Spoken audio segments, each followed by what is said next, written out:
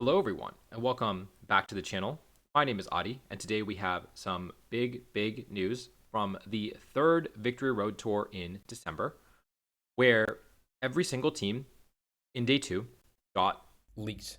And now, while they do normally post the open team sheet of these teams, the closed team sheets of these teams actually were posted for about a minute total before getting taken down.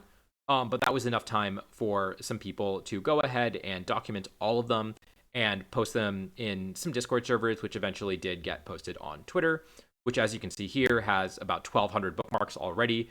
God knows how many impressions. And so I think this is well and truly out there and fair game to talk about. Now, I will point out that this only has 36 teams because 3 people used lock paste to hide their teams behind a password. And I think that might be more commonplace moving forward. I should also point out Victory Road, awesome organizers. I've worked with them in the past. I love working with them. They're great. I don't think this has ever happened before, and they did offer full refunds to everyone who was affected. So it's a shame for the people who had their teams leaked, but it is a blessing for everyone else. I will say that. And the first thing that was posted in our Tub Nation team building group chat was, this is going to change the way that we EV spread our team. This is going to change the EV spread metagame for the GC in a couple weeks for Toronto regionals and for all the other regionals in January. And so today, I went ahead and decided that if everyone is going to try to speed creep all of these spreads anyways, I might as well make it really easy. And so channel members know that every month, I put together what I call my dynamic speed tiers.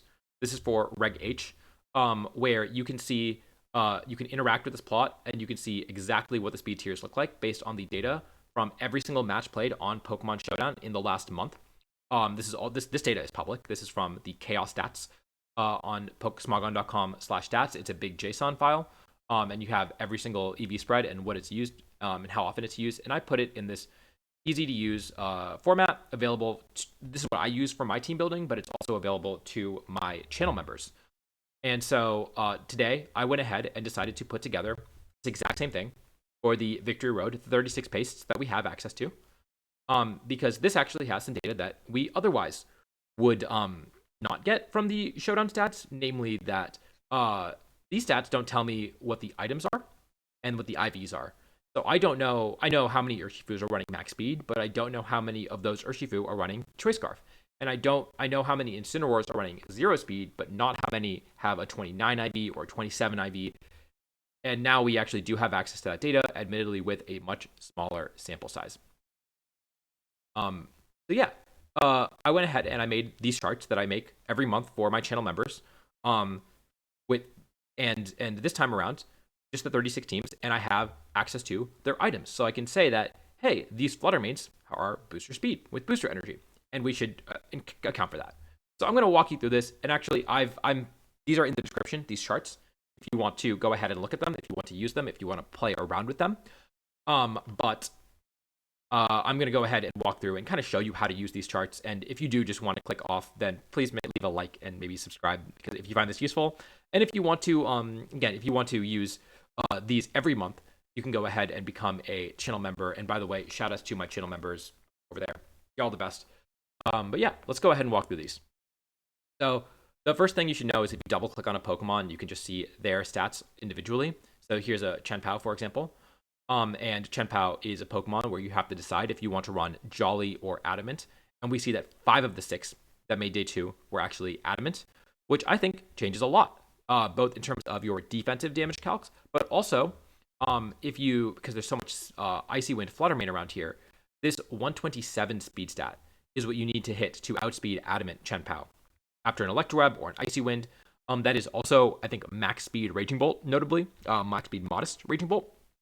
And so we see a decent number of those, but I think we're going to see a lot more Pokemon in this speed range just to outspeed those Chien-Paos. You double click, you can zoom out, and of course you can click and drag to zoom in on this chart. The next Pokemon that's super relevant is the Flutter Manes, which you can see here.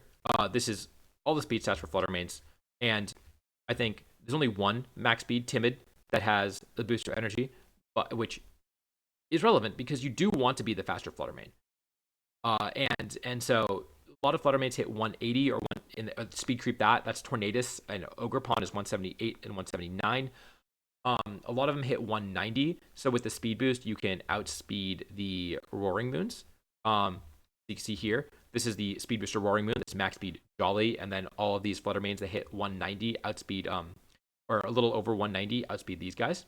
So that's why Flutter Manes are doing that. And then these are the 180s that you can see over here that are most of the speed Flutter Manes. But the big news is the introduction of these super slow, super bulky speed booster Flutter Manes. And we actually see the winner of the tournament also use that bold Flutter Mane with 20 speed EVs. These are so obnoxious that you can't KO them with your Ogerpons without Terraing.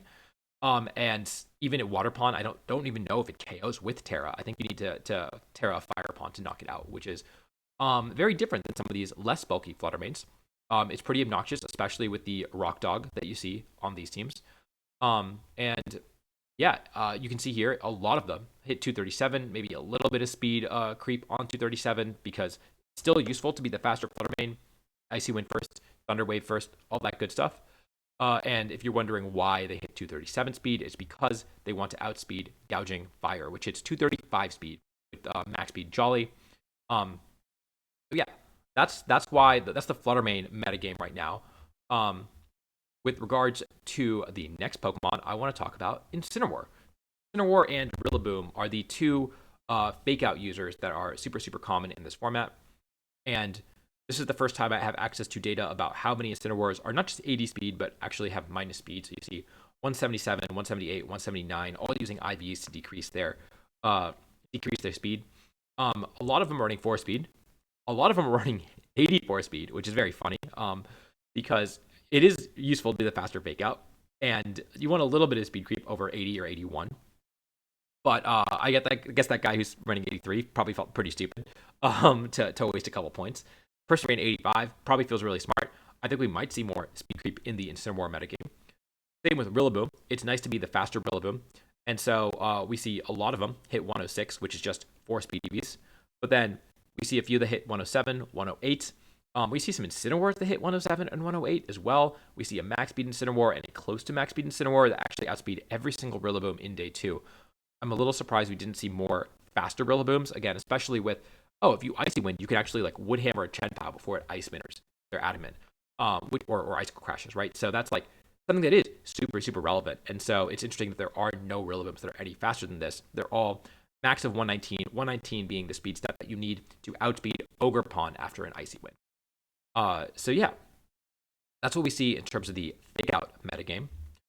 And then the next Pokemon I want to talk about, or the next little cluster, is the Landorus and the Landorus and Ogerpons, which are in this fun little, they're in very similar speed tiers, and they all knock each other out pretty much, right? You can Sludge Bomb the Ogerpons with your Landorus, and you can Ivy Cudgel the Landoruses with your Ogerpon. So they're very, very awkward interactions there. And Landorus max speed Timid hits 168. We see only one ran max speed Timid. Even some of the other Timid ones hit 158 or 165 just to try to get a few extra points in bulk. Because what's the point in running 168 when you're going to get outsped by Ogerpons anyways? There were no max speed Timid base 100s, which hits 167. Landorus is 101 speed, so it outspeeds something like max speed Timid Chi, for example. But there were none of those in day 2. So maybe some wasted points here. And then similarly, all these Ogerpon Wellsprings that want to guarantee outspeed Landorus. Again, is there much of a reason to run that when there are not a ton of timid Landoruses? But most of the Landoruses are max speed modest or a little slower than that, as you can see. And then a whole lot of Pokemon ran 154. But the big thing that I take away from this is that nowadays people are saying, well, if I'm going to run 169, 170 speed anyways, I might as well just go max. Especially with Firepon, where you have a lot of, you can knock opposing Firepons out if you Terra. Being the faster one might force your opponents to Terra when they don't want to. And then similarly, the Rockpons which is not a single one in D2, but it is a Pokemon, and having the ability to speed tie it and not just die to an Ivy Cudgel, but in fact maybe even knock it out in return with your Mold Breaker Woodhammer. I don't know that calc off the top of my head, but I think that knocks out. right? So that is a super relevant interaction. So we see, and then of course speed tying other Wellspring and Heartflame. Because this Pokemon is so common, and because a lot of them are max speed, it almost forces everyone else to go max speed or opt out entirely and hit that 154 stat to outspeed Landorus's, or go even slower. We see so many Wellsprings just opting to go full bulk as well, and even some Ogerpon Fires going full bulk. So that's the other fun speed tier that needs to be addressed. And then the last one, oh no, not the last one. I want to talk about Raging Bolt. Raging Bolt, and in fact, I'll zoom out a second. This 105 speed stat is the most common. 105, 106 is the single most common speed stat, other than the 178 speed stat for max speed Ogerpon.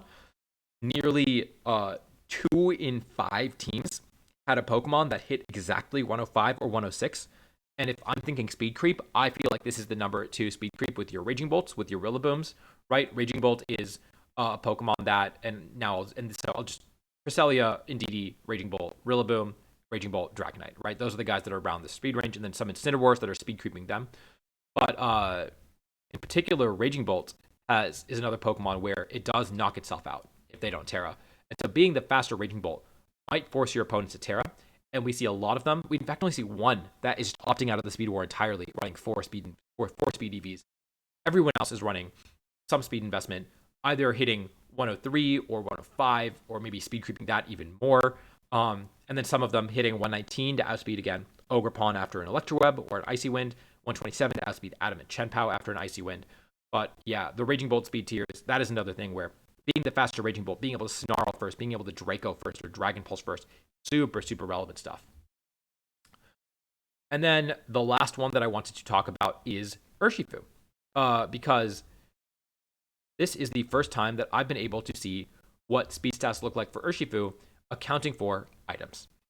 And so we see that of the Choice Scarf Urshifus, by the way, Choice Scarf Urshifu, not super common in day 2 of this tournament. A lot of them were not Choice Scarf. But of the Choice Scarf Urshifu, not a single one ran max speed, Adamant. That would hit, I think, 223 speed stat. Instead, they all had a little bit of bulk. And the ones that were not Scarf actually did have max speed pretty consistently, with 163 for 2 of them. That's max speed Jolly. And then you see here, Dark Urshifu, of course, usually runs Focus Sash, or they are Choice Band on the Trick Room team. So they're either min speed or max speed.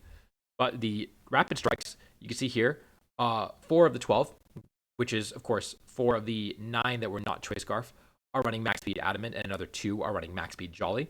Even though a lot of them, I thought, would run Bulk if they were not the Choice Scarf set. But here we are. And then only 3 of them were the bulkier variants that were not Choice Scarf, which is also really interesting. And again, if you are on the Urshifu train and you are trying to maybe figure out what speed stats you want to hit, yeah, it does look like most of them are just max speed Adamant. They've decided that winning those Urshifu speed ties are really important. And again, in a metagame that is as centralized as this one, it is kind of relevant to get to outspeed the other common guys, right? And so, yeah, like I said, this entire thing, if you want to play around with it a little more, use this in your own team building. This will be in the description down below. And like I said, if you want the access to the ones that are based on the Pokemon Showdown stats, like this one from Reg H, those are available to my channel members. Shout outs to them. And that's going to do it from me. We're going to talk about all the teams from this tournament and all the teams from all the December Victory Road Tours on Tub Takes, live on twitch.tv/TubNationTV tonight and on YouTube tomorrow.